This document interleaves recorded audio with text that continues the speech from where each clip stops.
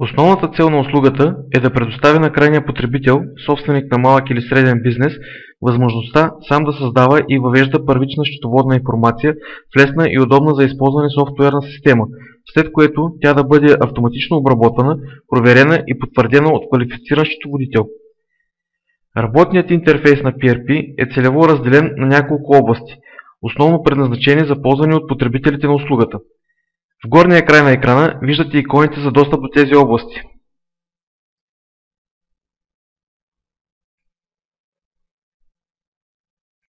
Във всяка от тях се намират линкове и бутони за активиране на електронните форми на различните счетоводни документи.